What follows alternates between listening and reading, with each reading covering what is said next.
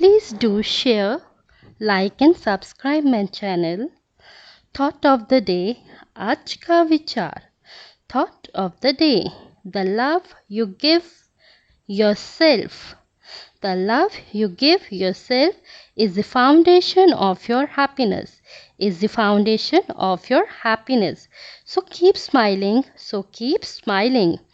आप जो प्यार खुद को देते हैं वह आपकी खुशी का आधार है. इसलिए मुस्कुराते रहिए. आज के दिन का शब्द word of the day. Word of the day, चेहरा. चेहरे को हम विसेज भी बोलते हैं. विसेज, एक सुंदर चेहरा. An elegant visage. An elegant visage. Thank you so much.